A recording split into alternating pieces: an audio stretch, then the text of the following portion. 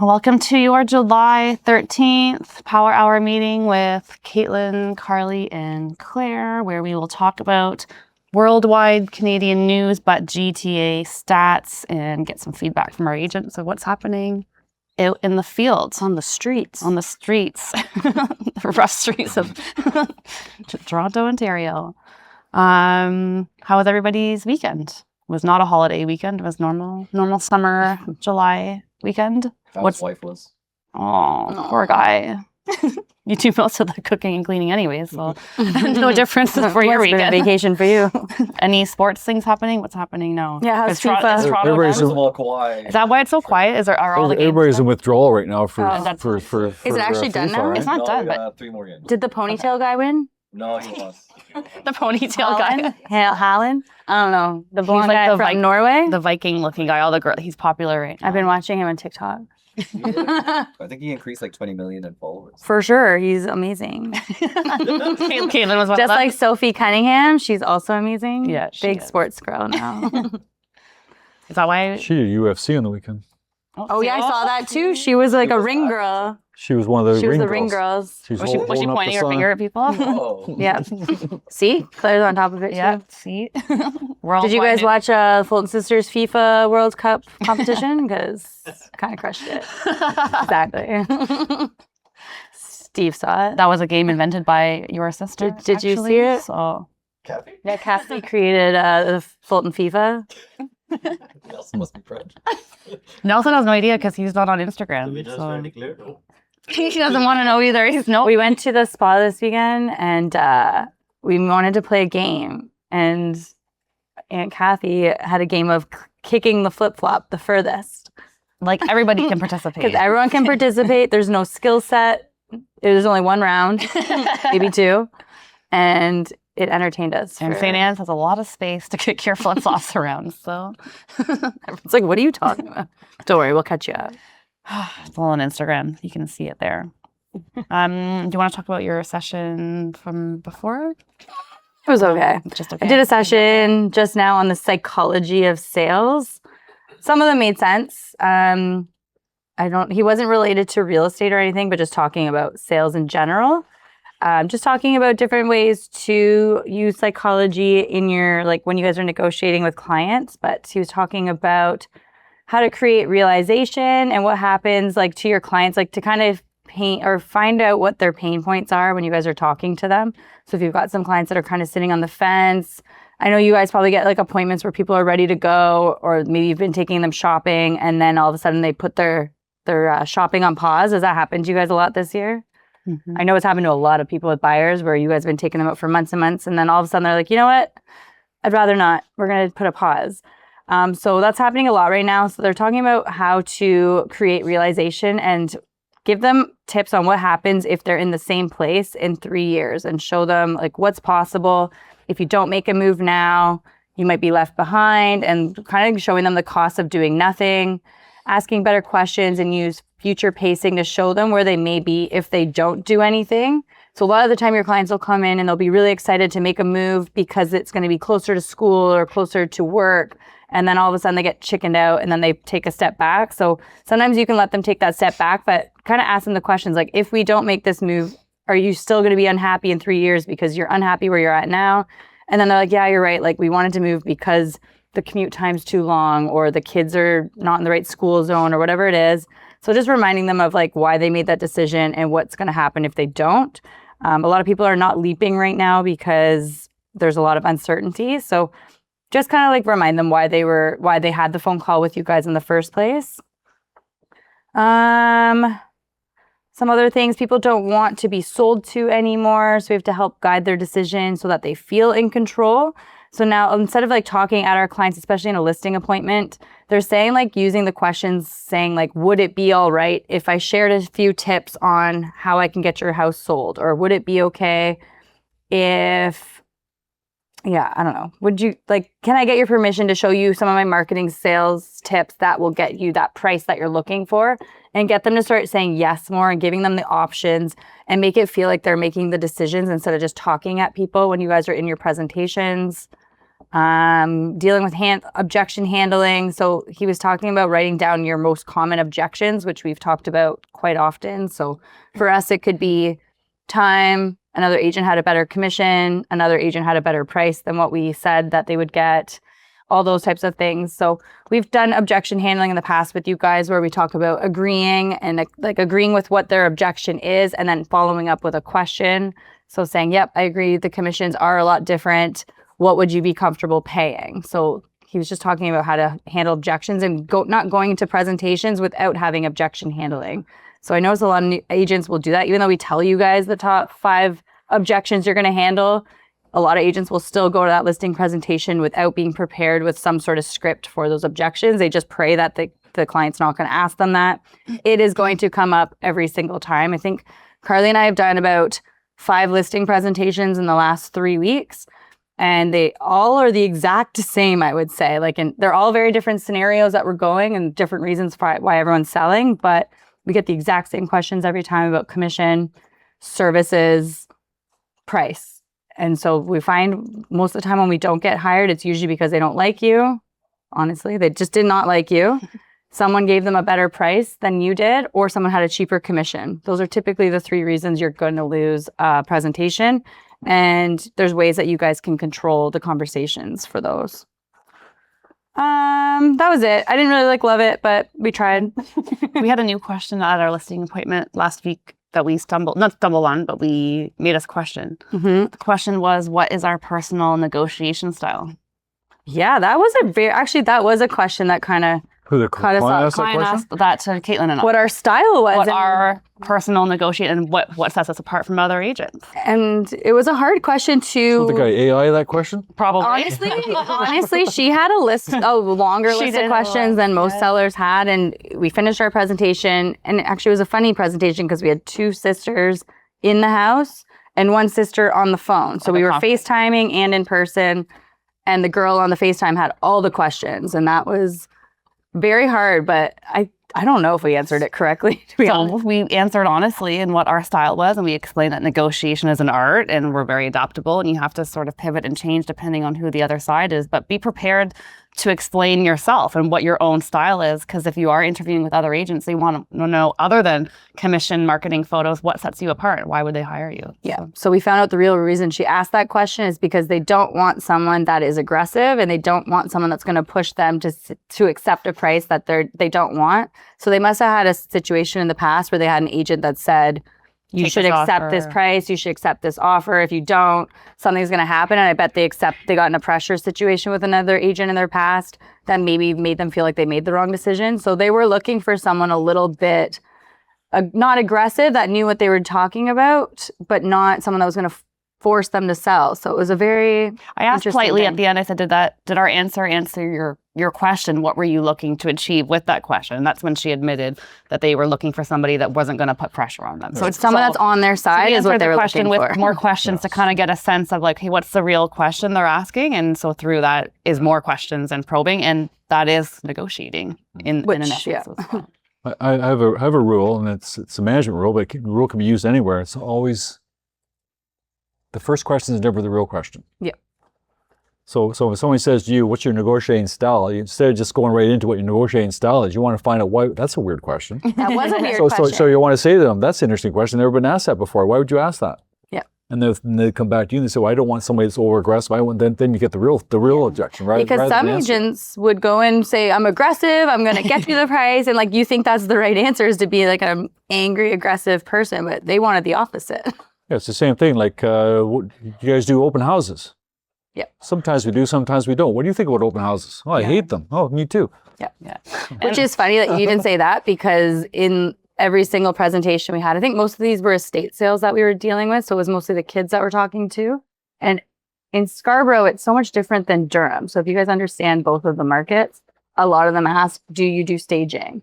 And a lot of the time we do the same thing. We're like, well, do you like staging? And then a couple of them were like, well, we're going to leave that up to you. What are your thoughts on staging? We're like, well, I wouldn't do staging because this, because estate sales, typically it's an older home, they're vacant. We know as agents it costs a lot. So I don't find in Scarborough that staging a home is as valuable as Durham, because in Durham, everyone does it. But then we're like, wait, like, should we have said yes? Well, like, we kind of did both. We're like, yes, we do. If you want staging, we will do it. If you don't, we won't. But a lot of them thought they were going to pay for it too. Yeah. I had in my notes here, like, pay very close attention to body language, Yes. eyes. Even if you ask a question and they don't answer it, their eyes and their face says more. Everything. So in this case, it just happened to us on Friday. We said, what do you feel about open houses? I felt the sister behind me go like this. Like she immediately. She was trying to make eye contact with the sisters. To be they were trying to have like poker faces, but her whole body like tensed. And then I saw the other sister. She was more relaxed. The one on camera was harder to tell. But I looked at her and I said, I get the feeling that you're not super impressed with open houses. And for sale sign. She was like, no way, don't want an open house. Like it was like immediate. And we're like, okay, but the other estate people do. So now you've got to balance it out and just, we're just taking mental notes now. I'm just taking notes. We're not making any decisions yet. But pay attention to like the way they look at each other or the way that they roll their eyes or like all those things are cues to how your answer will be next. Right? Yeah. Same thing when you guys are talking about market stats and stuff. If you notice that the clients are just zoning out or just staring at you, just stop. Just stop them with stats. Get straight to asking questions. And there's a lot of tips. Yeah, even pricing. We don't know yet. So far we've gotten They do watch. We've gotten 3 out of the 5 listings appointments that we've gone through. 2 are still making a decision. So we'll keep you posted on those. But yeah, they were all very different presentations, very different marketing. Actually, I read this article here, and I talk to you guys about this all the time. When you guys, in the past, we used to talk about like a listing presentation where we would talk at the clients and why they should hire you, blah, blah, blah, blah. These days, I'm finding that presentations are so much more important to do consultation-based presentations where you ask a lot of questions instead of presenting and just talking about yourself and then waiting for them to ask questions. You have to ask so many more questions these days and just to find out what they want. And then you justify what your presentation is. But I was reading this one article from Real Estate Magazine on what if your listing presentation was built around buyer decisions instead of agent credentials. And I liked this one because, again, we talk a lot about ourselves, or we were taught to talk a lot about ourselves. Why me? Why my company? And you talk about your awards, blah, blah, blah. But these days, they're saying that the agent introduces themselves. They talk about their production numbers. They explain their marketing package. And then every single agent is basically saying the same thing. So he was saying that the problem with agent-focused presentations is the standard, it's irrelevant now. So a lot of people are leading with their credentials, and then they're wondering why this person understands. The seller wants to know if you as an agent understands how to sell their specific home to the buyers in that specific marketing area. So that's why we were talking a lot about, like when we did our Durham presentation, we did talk about staging and all that, because I know a lot of agents in Durham offer staging, and it's very important in Durham for some reason to have that. Whereas Scarborough, we don't notice as much staging at all there. Most of the time, it's older homes. We're selling it with the current furniture or vacant. And I don't know if you guys noticed that as well. Do you guys notice that?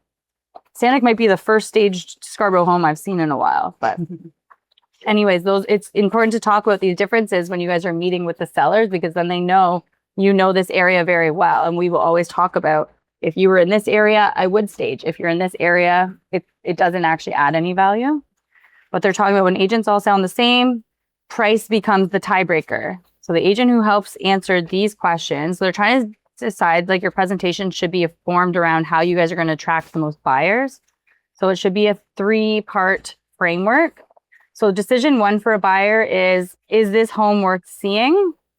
The decision 2 is, can I see myself living here? And decision 3, am I ready to make an offer on this home?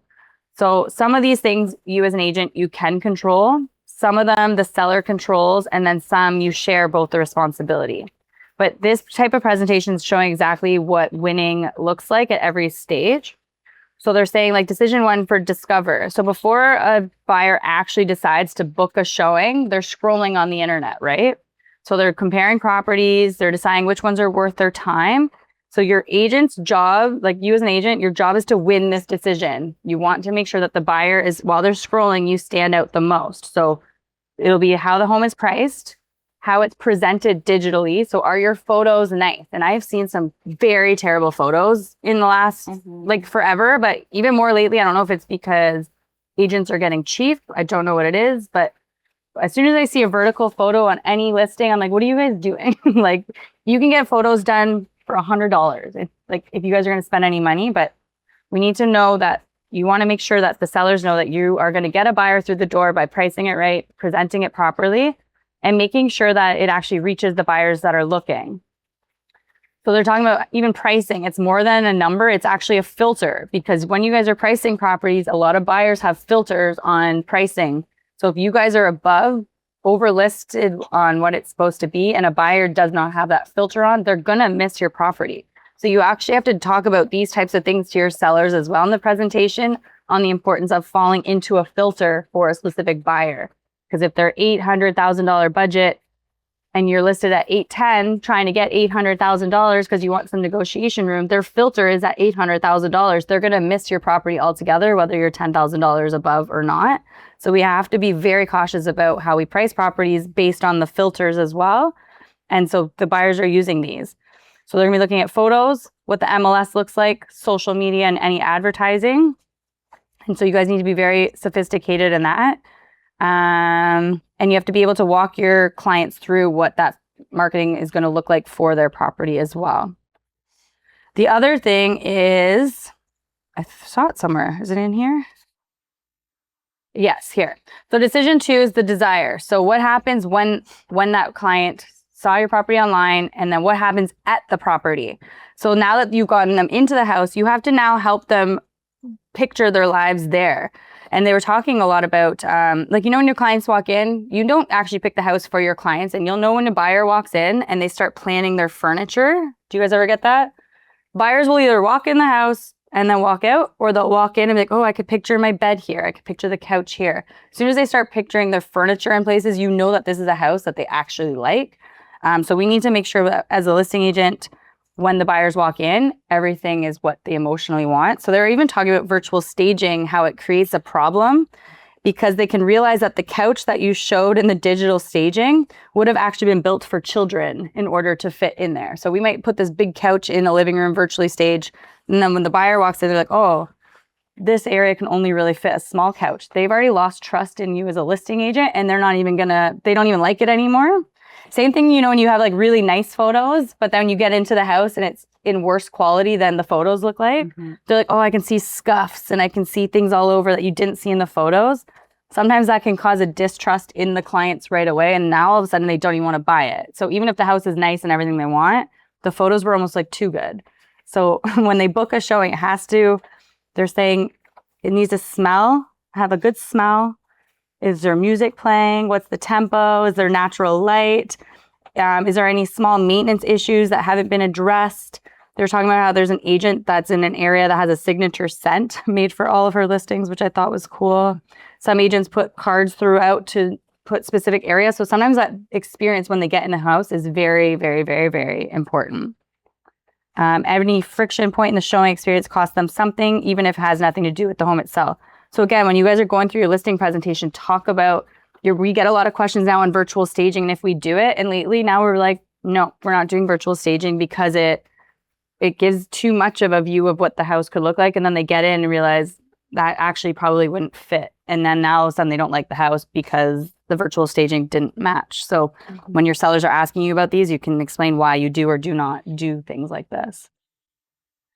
And then the decision to decide, I don't know if I agree on this one, but they were saying that you should do a pre-listing inspection because it will build trust, shows the buyers what's already there. And then instead of waiting that 5 days, you know how sometimes when you do a home inspection and then the buyer's agent will ask you 3 hours before it's expiring for all of these fixes that they want done with the home. And now you're in a panic on whether you should agree to these fixes or firm up whatever it is. Do you guys ever get that? So he's saying to avoid that type of panic, to do a pre-list inspection. To make sure that the conditional period's managed okay. I don't know.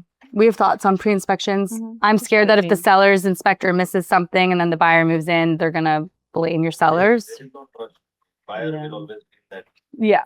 So he's saying it builds trust. I think it's the opposite. It also goes back. You're talking about different areas, Durham and Scarborough. If you're in the beaches, yes, you're doing pre-inspections. They expect it. That's part of their routine. Yeah, exactly. Another important part, actually, back to step 2. Even things such as allowing showings will build a big friction. So if you guys have a seller that's like, oh, I'm actually going to be home cooking dinner, so I'm going to reject that showing and they can come another day. You have to explain to your sellers how much of an experience it actually matters to be easily accessible to book a showing. Because especially when you have tenants, like I just had a tenanted property, the tenant was rejecting everything. And then the buyers, like, they try to book a second showing, it's rejected. And then they're just like, screw it, I don't want to see it anyways. Like, even being very easily bookable for a showing is a big difference on a listing. Like, especially when you guys are showing 4 or 5 and it fits perfectly in a time slot and then it gets rejected and then you got to move it all. So also explaining to your sellers, being accessible and allowing showings and getting out for the showings. These are important things for your buyers too. But yeah, they're saying to change your presentation about selling yourself and start talking about these little minor details on how you're going to get their property sold that goes with the buyer. Does that make sense? Yeah. I don't know. I know it's a lot of words, but I think you're tying it back to the presentation too and what to tell a seller about the process. Yeah. So you guys have to be very detailed about little things that no one's talking about in presentation. Like, a lot of people aren't talking about the little intricacies of the smell and how it is and if we should stage for this type of buyer and the price filters and all that. There's just so much more importance than talking about your awards and how great you are. So talking specifically for that property, for that buyer. And they're saying this is actually a great one. So experienced agents are going to have the hardest time with this because you guys are so used to how you present. It's actually going to work out better for a brand new agent that doesn't have experience and doesn't have a lot of sales to talk about, because now you're going to be talking about marketing, which actually may help a newer agent win a listing using this strategy versus an experienced agent who has a little bit more stuff to talk about. But yeah, the listing presentations are changing. Yeah. So if you've got one coming up and you need some help, you can reach out to us, or Ginny's doing training on listing presentations as well. So it doesn't hurt to practice and get a refresher and take a look at your systems and your materials and, see if you want to refresh it. I do find lately we've been adapting and using AI a little bit to adapt to that particular client depending on what the situation is. So that's something to note too. Not every single presentation will be exactly the same. There's going to be some adaptability. Yep. Even in this case of where it was located, typically you'd want to be at a table. Sometimes you go to an estate sale, there is no table. There's at the kitchen counter. So you do have to adapt a little bit as well. Yeah. So on to, I guess, open houses. We ran a lot this weekend. I got a lot of notifications Saturday, Sunday. How was the activity for those that ran it? You did one Sanic in Scarborough, detached on Sunday. You did. And how did it go? Like 18 groups. 18 groups of people through. So that That's was a lot. fresh listing listed on Friday, I believe. Showings throughout the weekend as well, but that's a lot of people. 18's a lot. And of those targeted, like they came to go to the open house, or were they like in the area? Like they're targeted. Like maybe 6 of them were like neighbors. Okay. What happened? Like kind of looking for the last couple of months. Mm-hmm. We all keep talking about the same comparables too, which is kind of funny. Okay. Yeah. Not a lot of available right now. Some, but yeah, not a lot. Mm-hmm. That's good. Any clients for yourself, or mostly people with agents? 2. Okay. So that's good. So open houses are busy. Think, Alex. I got a weekday open house a couple weeks ago. Okay. A weekday. And Curtis. I had 10 or 11 groups through. Like, mind you, it was listed load at offers, but still, you don't want to ruin your weekend. Good week. Yeah, I don't mind that. What time did you do it? Mm-hmm. I did it 6 to 8. 6 to 8 on a Thursday? On a Wednesday? Yeah, I like that. Weekday, 6 to 8, Curtis, Durham. Especially in the summertime, right? Because people are going to cottages and they don't have time to go to the open houses. So Wednesday? I was like, what do you think of Wednesday one? A lot of people actually preferred it because they were like, I don't want to spend my Saturday going. Correct. Yeah. Yeah. And we don't really have a regular summer market. There is new listings popping up, so we have to do something. So maybe it's not on the weekend. We know somebody's doing an open house today. Right now. Really? Right now. Right now? Okay. Yeah. Yeah, we'll find out how that's going. What was So, that? so they changed, just sticking open houses or something, they changed the process, right? Or did they? A while ago, but yes. Well, some time ago, yeah. To Yeah. post it online? Yeah, so Yeah, it's been this there year. are 3 steps. So the one main one, when you want it on realtor.ca, is facilitated through the add edit in Realm. So you go to the 9 dots in the top, add edit, find your listing. Left-hand side, there's an actual button that says open house. The front desk staff can do it for you, although I need to test it today. They can. For some reason, as a broker, I can't. So when I go to it under your listing, I only see my listing. So I guess you have to have an admin token to do it, which I don't love, but we'll adjust that separately. But so the front desk during business hours can do it for you, or you could do it on your own listing. Broker Bay is a different notification that goes to each other. It goes to your own internal world. And then in the listing itself, you can advertise a broker open house, but it would just be for brokers and agents. The public wouldn't see that within the listing itself, but agents would. But the main one is the add edit open house to get on realtor.ca. Feed takes a couple hours, so when you do it, it's not going to be there right away. It takes a few hours for it to post. So what we did this morning?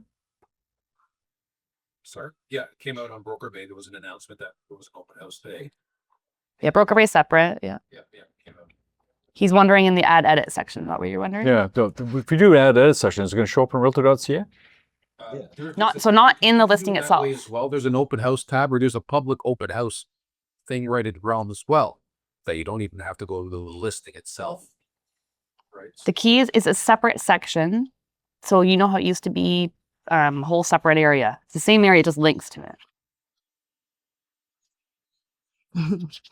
No, it's a debate.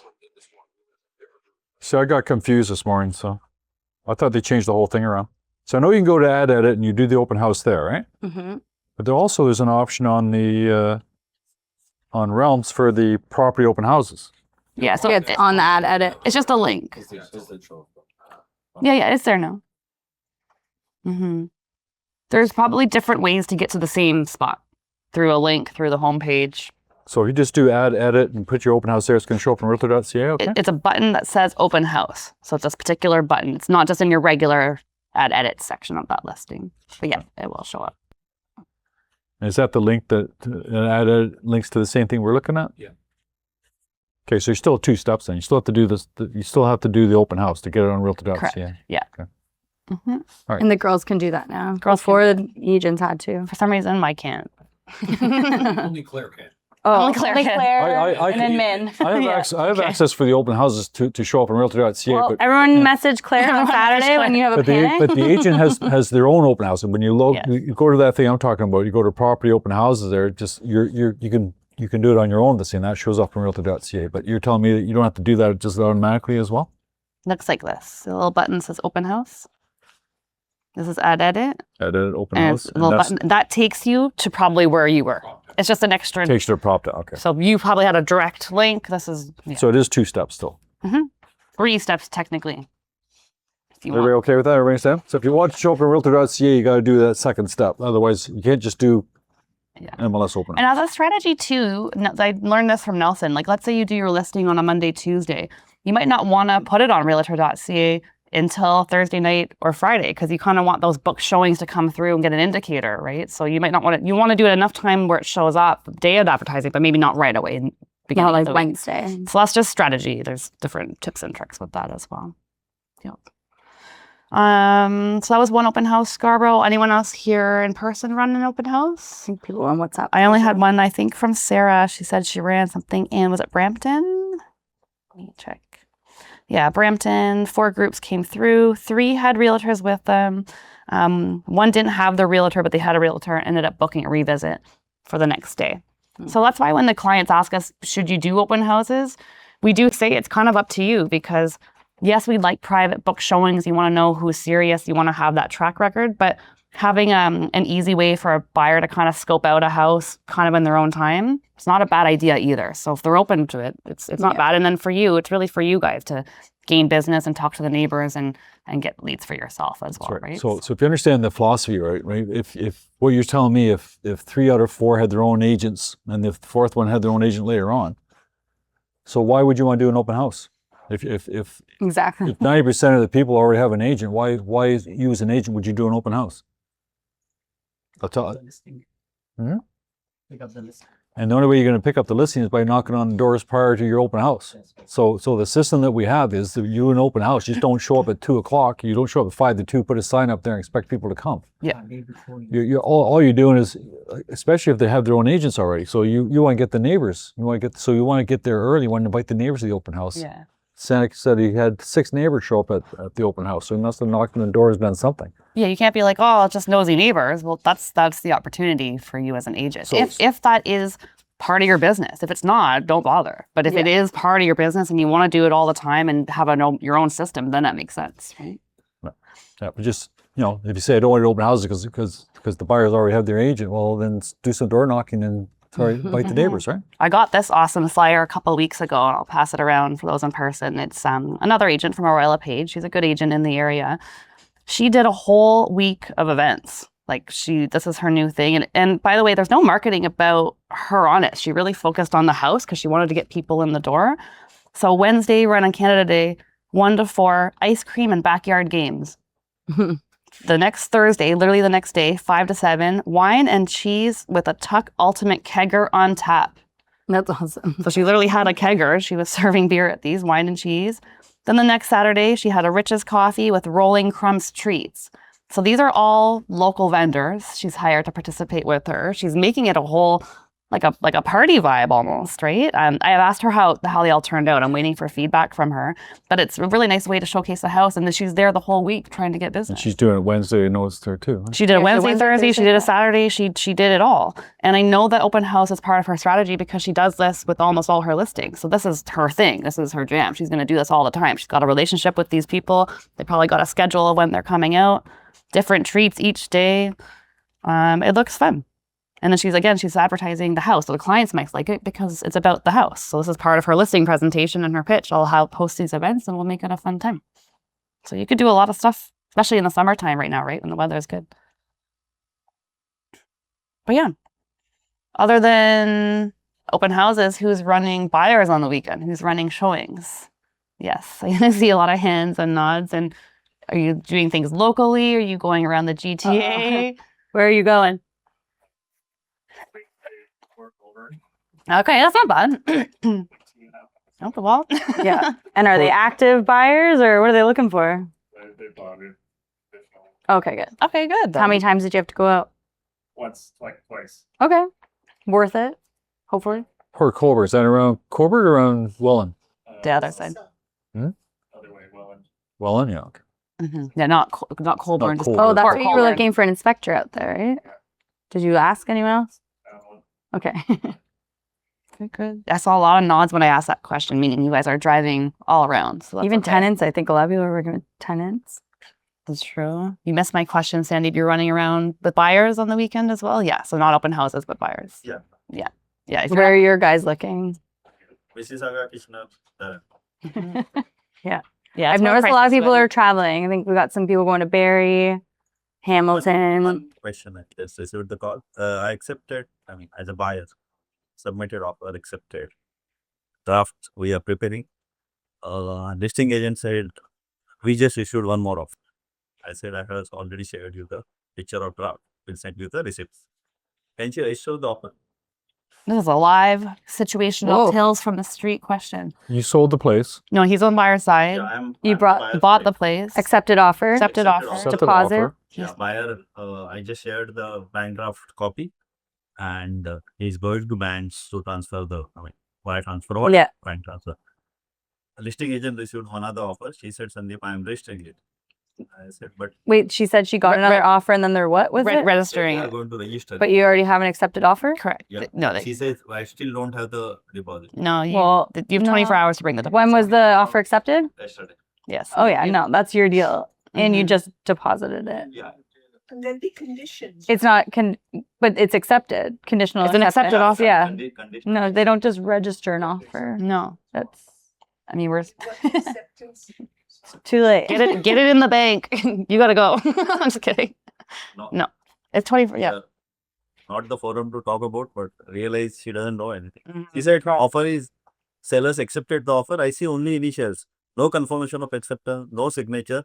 He said, my initials are good. I said, the initials are not good. How do I transfer the deposit? And she was like, I'm so experienced. I don't think so. Wait, they did sign those. They signed only initial on the offer, but no confirmation of acceptance. So is she trying to get out of it then? I don't know.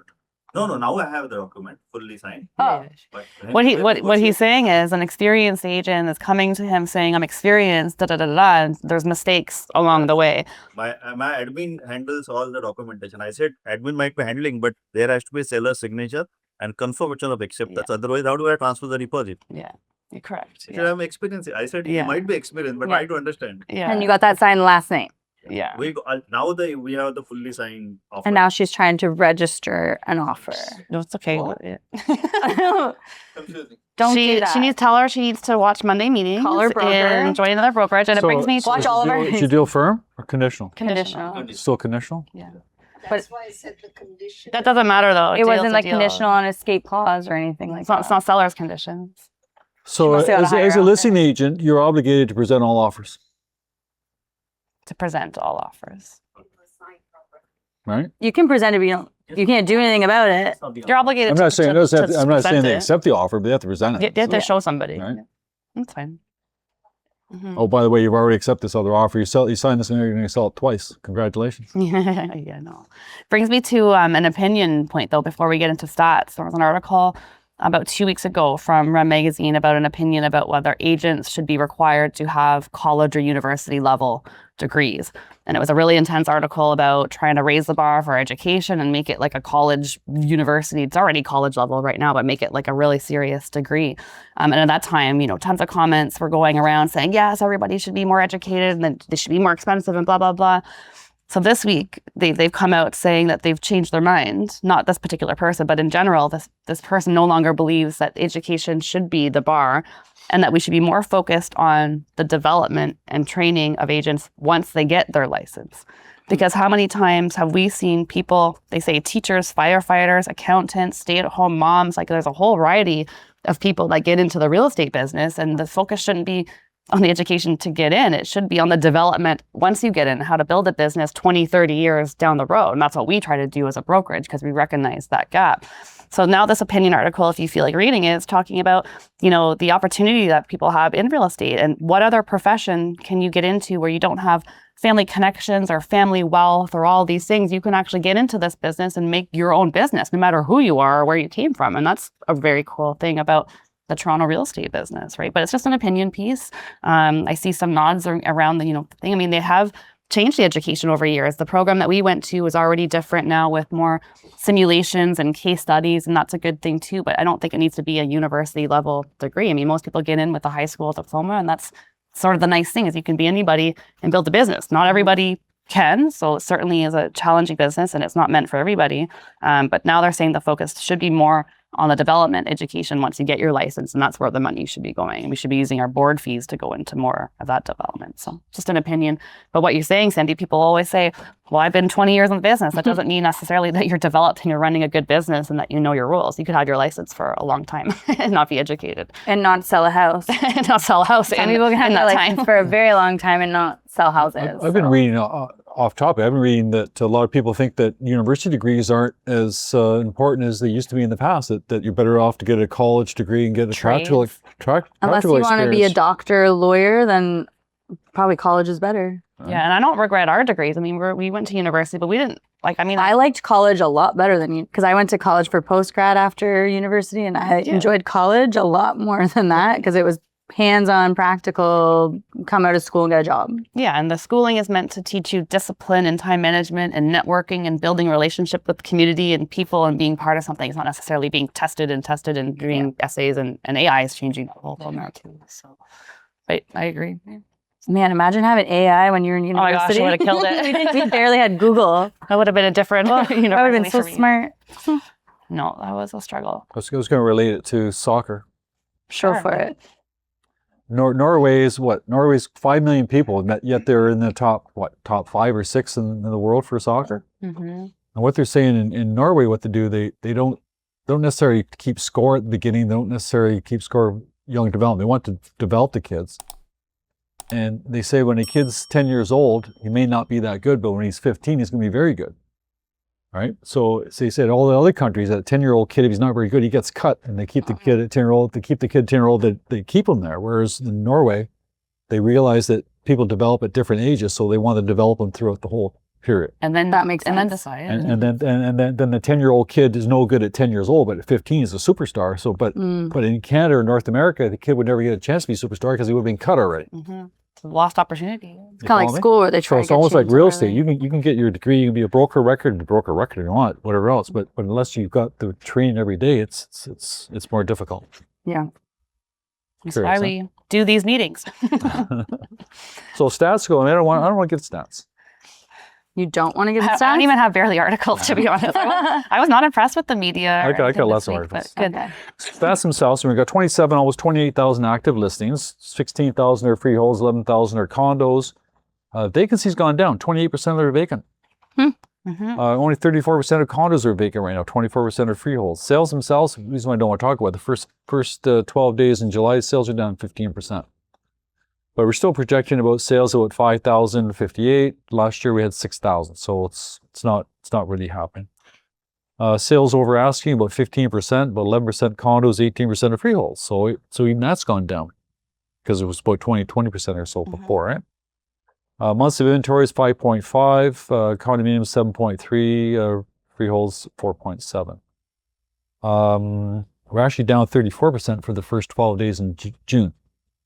So I think we're July. So I think Compared to the first compared to- 12 days in June versus the first 12 days in July, we're down to what did I say? 34%. Yeah, so it's got to do with FIFA, and I think kids finish school and people are getting routines figured out again. So I think that's going on. Keep us out of a core. Squad's not coming now, is he? I don't know. Wait, he bailed? Not yet, not yet. You had a cake and everything. Yeah, we had a cake. You can't bail. Oh my God. Wait, you did it before it was a closed deal? Oh, shoot. Oh, no. It's a great learning experience. What did he do? Don't congratulate anyone. Because we had a cake for him, but You should. he celebrated too early. Drinks. On the lease, What are they gonna do with their permission? leases themselves, about 16,000 leases, about 48% of those are vacant. And leases are actually up 11% from last year. So that's fine. It makes sense. I mean, inventory stayed almost the same though. So like you were saying last week, you think things have stabilized. I think they are. And this article here is telling me that Toronto's summer of cheap rent won't last very long. So they're saying here now rents are starting to go up. Oh And gosh. school's coming. So rents have bottomed out. School is coming in September, so I wonder if So it's that's going to go good up. news, right? Mm-hmm. Urban Nation does it there. The report shows Toronto average asking price didn't grow by much, but it's still up 1.2% from June. It's about $2,500. It's the third monthly increase in a row. This signals a break from the real estate market's 29th month prolonged run of annual decline. So for 29 months we had declines in rents. Now we've got an increase. So they're saying here that maybe times have changed. Yeah. So that's probably good for your tenants, maybe good for future investments, all right? Tennis the landlord. Landlords, I mean, yeah. Yeah, that was funny. These two guys. I know. I don't know if that's relevant, but you can talk about it. I had it too. Well, you both had it. Okay, well, I think I'm sorry, do we feel it? Rent for writing of dumb living. I think it's lately it has been because of the investments. I talked about that before last week, right? I mean, I believe that we're doing lots and lots and lots of rentals because first-time buyers are renting rather than buying. Yeah, I think the path to home ownership has changed a little bit. I think renting is going to be part of that path now with some investing, and then maybe they might skip the whole condo thing and get right into a house too. I don't know, but I think the path to ownership's changed with renting. Yeah, but yeah, that's interesting. And I think people save money. You got what, 20% down, let's say. So people are putting money in the stock market. Stock market's doing great. So why would it take money to the stock market when it's increasing and buy a condo it's decreasing, right? Other than what you're talking about But last it's week. switching. But what I talked about last week, those people that missed it. You got 20% down, right? You got 20% cash. So you gotta take that 20% and buy a condo or something, or take that 20% and invest it in the stock market. So had you done that 25 years ago, you'd be about the same. It'd be a little bit ahead. You're about $200,000 ahead if you were to purchase rather than renting. But that's on the premise that the rent that you're saving, what you're saving by paying rent rather than owning, you take that same money. So let's say you're saving $500 a month by renting rather than owning. You have to take that $500 and invest it in the stock market. If you don't invest it, you just spend it, then you're just wasting your time. Yeah. Then ownership is 100% better. But if you're disciplined and you can keep that money, then renting has an argument. But then on the other side of the argument, of course, I'm talking about over 25 years. What are the chances is a renter going to be able to stay in that one place for 25 years? Chances are the landlord's going to kick you out, Yeah, sure. Or you're going to get tired. right? Or bored something's going on, right? Mhm. But anyway, so buying is the better option. But it can be argued that renting is, but you have to be more disciplined if you're going to rent. Mhm. How do I get low without this stuff there? Anybody else? I just want to share something I found too. We were talking last week about total inventory, and we're at 27 now. We've been sort of hovering around that. Claire knows all of these stats in his grades. He could tell you what happened, 2008 onwards. I can't, so I had to go back and do my own research and try to just make sense of it myself. So I just thought it's good education for you guys as well. So 2026 right now, we're sitting at about 27,000 units of inventory. I wanted to know per population what that looks like. So Claude helped me do a per 1,000 residents ratio of listings per population. So right now we're sitting at about 3.85. And just relative to 2025, this is where we saw our record-breaking inventory. So we were at about 31,000 back then in June 2025. That was still only about 4.45 in terms of a ratio for 100,000 residents. 2024 was about 24,000. 2020 was 14,000. So that's why we saw the craziness happen in 2020. 2019 was about 19,000. And then I went back to 2008, which is closer to where we are today, about 27,000. The only difference is that back then, the per capita was about 5. There was about 5 units of inventory per 1,000 residents. Whereas today, even though we're sitting at the same amount of inventory, it's still tighter because we only have 3.85 units of inventory versus population. So that's why you can't compare right now to 2008. So basically 2022 to 2023 was a tight market because we only had between 14,000, 16,000 listings. So high rates froze buyers and sellers. Nobody was really doing anything. 2024 to 2025, we would sharp filled up as rates drew out sellers faster than buyers, peaked at 31,000. Then in 2026, now we're starting to see that pull back a little bit. So the key takeaway is that when you adjust for population, June's 2025 record supply, the 31,000 listings, was still looser than headlines implied, but never as loose as June 2008 during the financial crisis. The GTA has grown 34% since 2008. So the same raw listing count means meaningfully less when you compare it to the population of household growth. So I just try to educate myself on what's been happening over years, but many people have more education than me. But even though we have the same amount of inventory 2008, the population growth has slowed down. We still have a very tight inventory. And back to Claire's point, things have stabilized a little bit because our inventory now is starting to stay the same. But now we think that sales would increase and are not. That's the difference. But just some context for what's happening with levels of inventory. These are all good things to think about when you talk to somebody in general about the marketplace itself. It's good to remember these types of things that have changed. I do it to kind of age ourselves too, because when we go to listing appointments, some of the question is, how long have you been in the business? And even though we've been 10 years, it's still not 20 years that some people have that we're competing against. So I like to talk about 2008 as if I was there and I know, what was happening in that market, because some people that you're competing, like we meet tons of older clients and they remember these times. So I need to educate ourselves so that we know what we're talking about a little bit. Anybody clients would have read this article. Don't pretend it's not out there, but Toronto Star had an article saying Cashback realtors see a rise in demand as Toronto's tepid housing market drags on. Anybody familiar with that? That's going on right now. That's why I was not impressed with the media. Oh no, they're anti. I know. Anyways, right? So cashback realtors, we know that anyways, right? We know there's been cashback forever else, right? We don't do it ourselves. I mean, I see it once in a while, but not as it's a rarity, right? So they interviewed these couple of guys here, and what do you guys think? What do you guys think about cashback? We're on YouTube, right? So Okay. No one wants We to know. okay, so I already have my own opinions here. I mean, I think cashback. I think the individual is trying to guys that give cash back. Why do you give some of the answers I get? Why do you give cash back? Well, because the other guy said he's going to do it. That's usually the answer I hear mostly, right? Mm-hmm. So you got to be able to offset that. You got to expect it's going to happen. In trouble with buyers here now. Forget what. So this is a buyer wanting cash back. So what are you going to say? You have to have a script. You have to have something in there to talk about it, right? I'm just taking away from the articles here. You could print your own article. It's in Toronto Star. It's a buyer's market in Toronto that led more home buyers to seek realtors willing to offer them a cut of their commission in exchange for their business.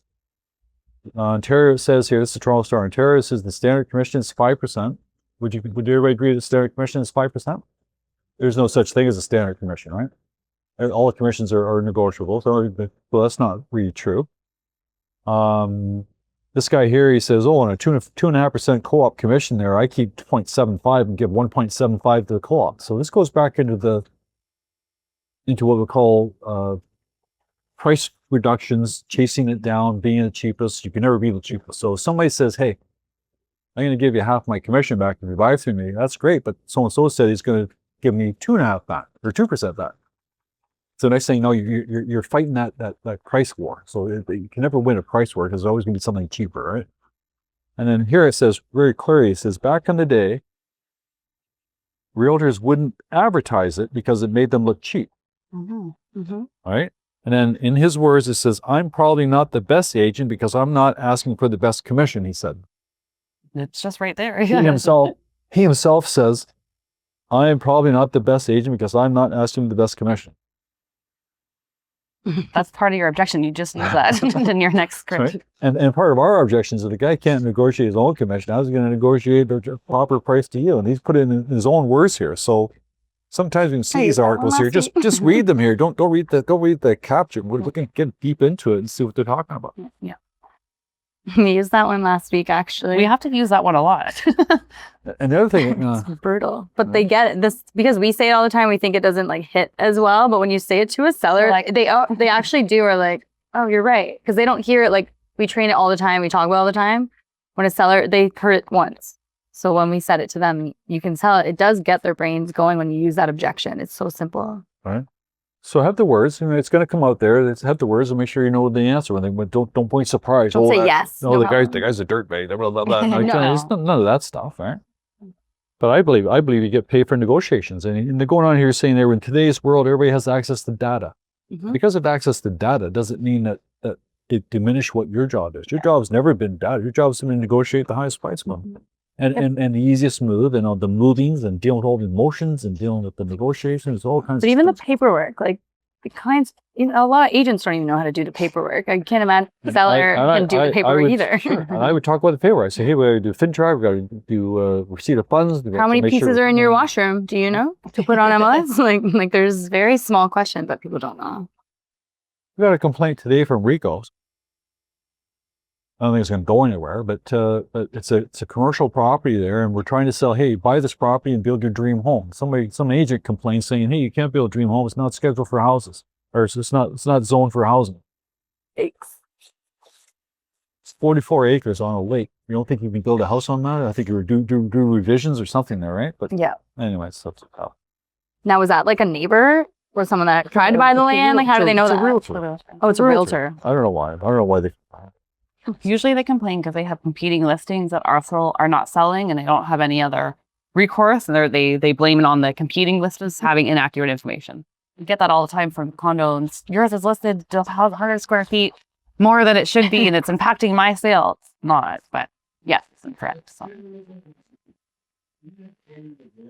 Of course you can. that's what he's saying. Yeah, exactly. This property here is zoned for a golf course. The golf course this property's in Maida. Who's going to build a golf course in Maida? And no one's building, like hotels right now.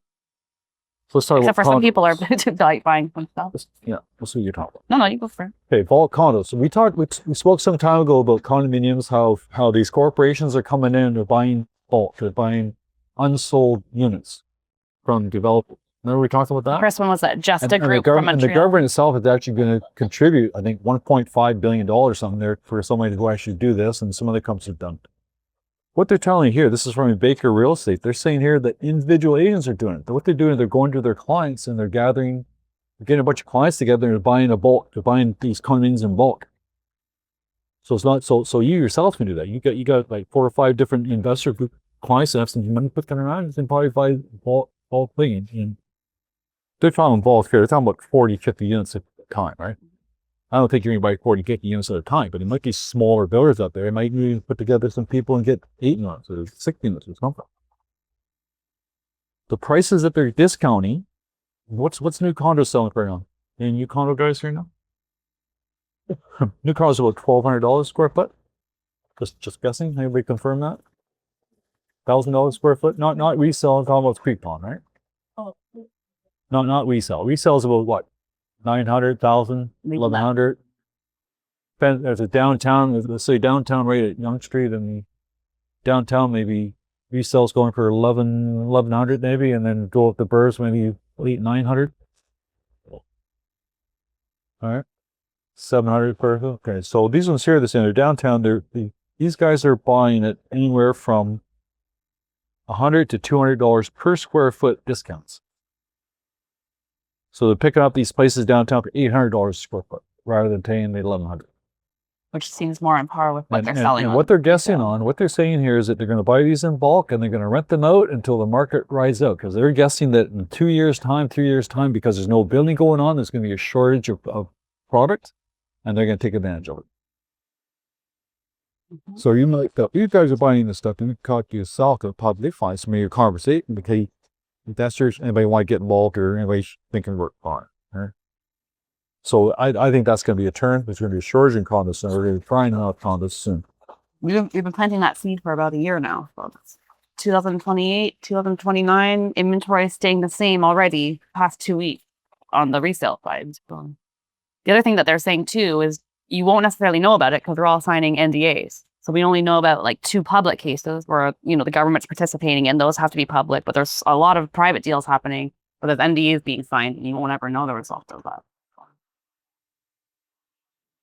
We had a couple of units there, a couple of, we're getting some pre-construction stuff that's not closing. Anybody involved here? No, that's not.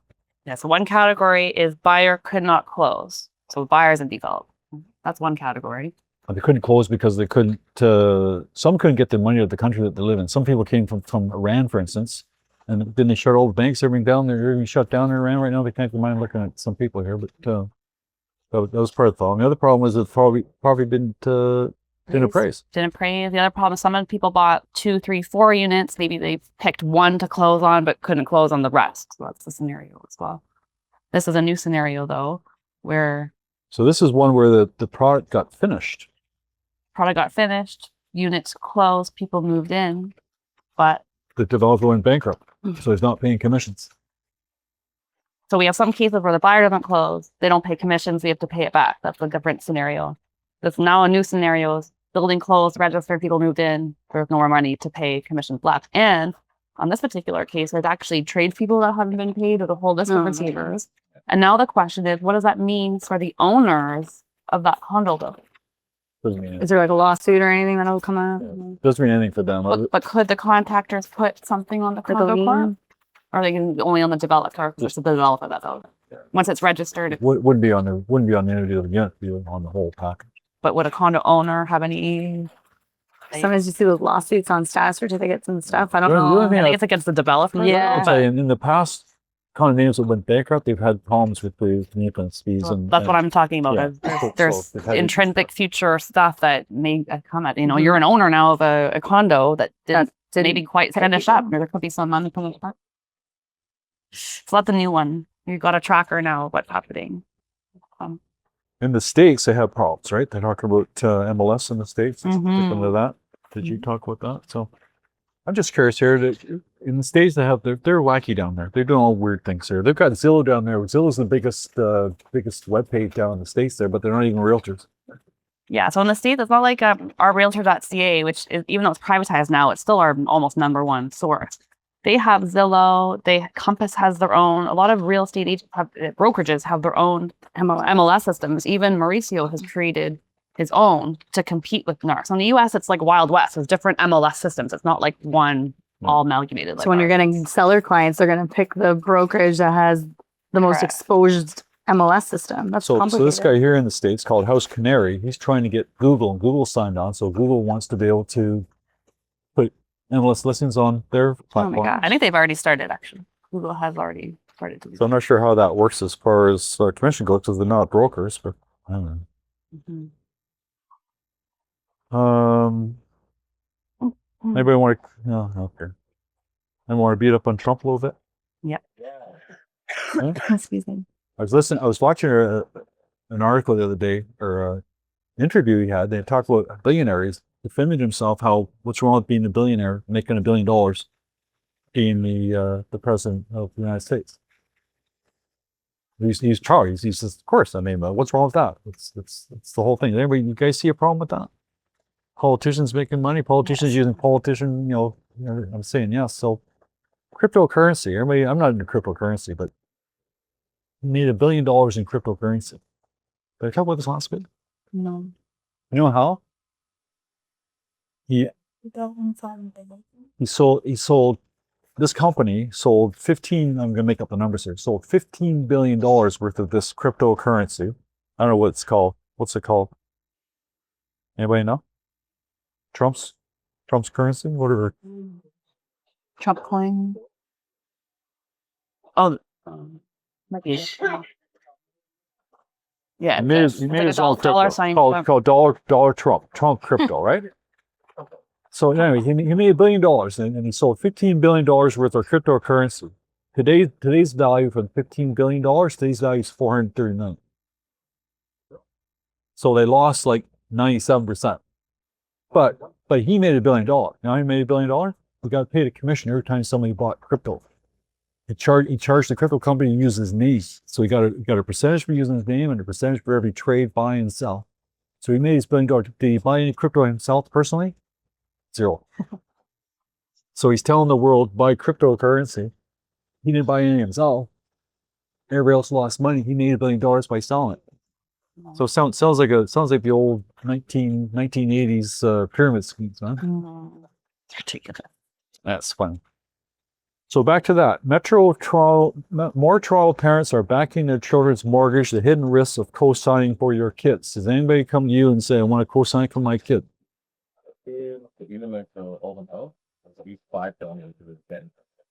Been helping parents. So what the article is saying here, if you're going to help their kids, write them a check, give it a gift, forget about it. It's gone. Right? But some cases, the mortgage brokers say, well, your kid doesn't qualify, so why don't you put your name on as a guarantor or a co-owner? More chances than not, the mortgage companies want to see a co-owner. They don't want to see guarantors. And then the parent says, well, no, I don't want to own the place. I just want to leave this money, so I'll take 1% share. Right? So I'll own 1%, and my kids will own 99%. So that's my exposure. Then what happens that the kid does something bad, whatever else, and the property goes under bankruptcy and the mortgage company sues. You know who they sue? They sue everybody. And they don't care whether you have 1% or 99%, you're 100% responsible. And they're going to get the money whoever's got the deepest pockets. So even though they think they're signing for a 1% commitment, they're not. They're signing for the 100% share. Probably not easy to remove your name once you're on you. You can't literally, right?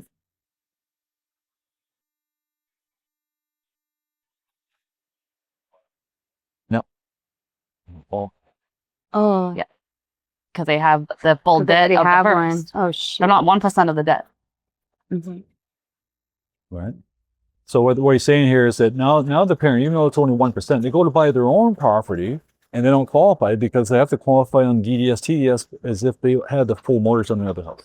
So there's all kinds of issues going on there. So there's two issues. You got to talk to the lawyers, right? If you're going to lend money, my suggestion is a gift. But if you're going to do a percentage, talk to a lawyer. Same goes with somebody who's older and they want to transfer the ownership to their kids before, to save probate taxes and things like that. You got to be very careful with that. That should also have a lawyer's e-bill.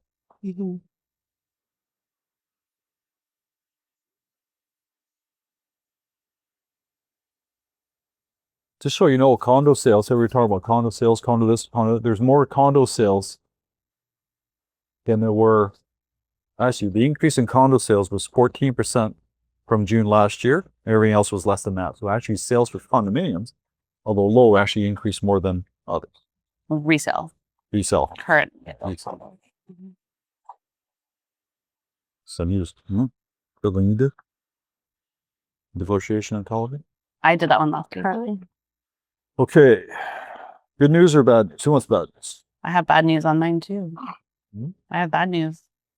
Here, you talked to this last week. I want to just reiterate again. Mhm. Just so you know, deposits are important. Cardi talked about it last week. I just want to talk about it again. It used to be that if we went to arbitrate, if we had a shortfall in commissions, we would take the deposit and we would share the deposit with the cooperating broker in proportion to what the commission was. So it was a 5% commission, and you're taking 2.5 and you're giving 2.5, and there's a shortfall in commission, the deposit we would share 50-50. Right? 2.5%, 2.5%, but we didn't get all the money, so we share it. It's good. The new rules as of December 24, we haven't had an issue since then, is that the cooperating broker get paid first and then get paid the balance. That's a big thing. So if you've got a $1 million property and you've got a $25,000 deposit, right? And somehow there's no funds. You didn't double check on the outstanding mortgages. You didn't double check the discharge penalties, so on and so forth. There was more money than there was, more mortgage than was properties. The property closes, but all you have is $25,000 deposit. Guess who gets the $25,000? The co-op, not you. So you get a $50,000 deposit, Mhm.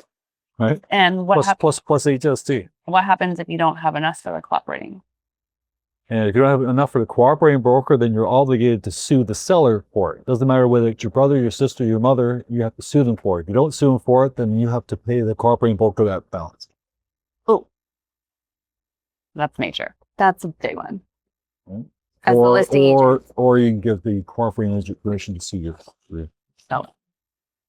I'm sure. That's not. Mhm.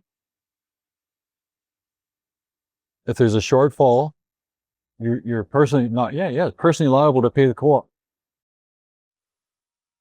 So you have to, whatever you advertise on MLS and agree to cooperate, you have to pay in full, no matter what. If the deal closed.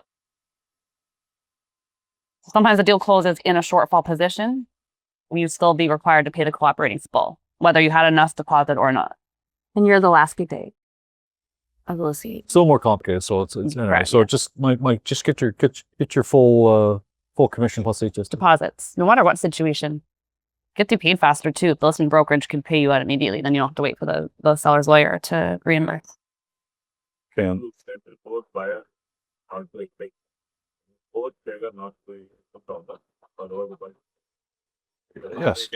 Yeah, you can sign back to the bond. And explain why you're doing it so that we both ensure that we get paid. Like usually you're already gonna know. I'm worried about the property. Mm-hmm. Nope. Okay, and then That's the other bad news. Spanish on again. August the 14th, you have a $500 RICO insurance bill. August the 14th, $500. And this is your main Give me license. This is, you need RICO. You could probably get away with not drinking tribe and not having MLS, but RICO is what license. So that. Correct. Oh, And to me, it's the best $500 you can spend. August 14th. Your Rico. RICO insurance is due August 14th. Yeah, people might have a different 2-year Everyone has renewal different cycle. renewals. This is for everybody. I'm not talking about renewals, I'm talking about insurance, right? What are we? I mean, 500, I think. $500. what all insurance? We've been paying it without. It's your error. insurance. It's if you get sued. If your error is If on you a mission. ever called in the principal's office, then you'll be glad you have insurance. Yeah. Good. We sent out a FINTRAC quiz last week. I giggle because we're just FINTRAC. I have to talk about it every Monday. We're still under FINTRAC review, so we're going to be a FINTRAC compliant brokerage. I sent out a quiz. You guys still have an opportunity to do it by July 24th. We're going to give away a Blue Jays ticket with us that we'll be going to on September 27th. I know 30 people have filled it out so far. I know that it's very hard. It is hard. It is very hard. There's 2 questions that we'll talk through because they are a bit on the trickier side. It was written by Rosanna and myself and a little bit of AI as well. But I'm surprised nobody's like using AI to answer them. there's one person that got perfect, and I know it's probably not because they got perfect. But this is an open book quiz. Probably. It's open book. You guys can do whatever you need to do to answer the question. Do your research. You don't even need to pass to get entered into the draw. You just need to complete it. You do get your results after, so you can kind of see it. I know there's one that we're debating about that there's some differences in the way it's answered, but I encourage you to all do it. At least to come to the Jays game, but you'll learn something about FINTRAC. I guarantee doing it, you'll learn something new. They're tricky, but this is the world we live in every day. I had to go and do a full examination based on those questions and more. So there's a lot of components to FINTRAC that, you have to comply to. And they're more serious than they ever have been. But But many people use the FINTRAC then? yeah, I am seeing a definite lift in the FinTracker app. It really prompts you to do the mandatory field, especially if your client's a corporation. Because if your client's a corporation, you need 4 forms for that one corporation. So the FinTracker app, as soon as it knows it's a corporation, it's going to walk you through the different forms you need and put it all into one form. So definitely for corporations, I recommend it because it can be quite tedious. So we have one agent that's very resistant for any paperwork. Does that make sense? Sure, yeah. And then finally, they did the FinTracker and they said the famous thing. Oh, that was easy. That was easy.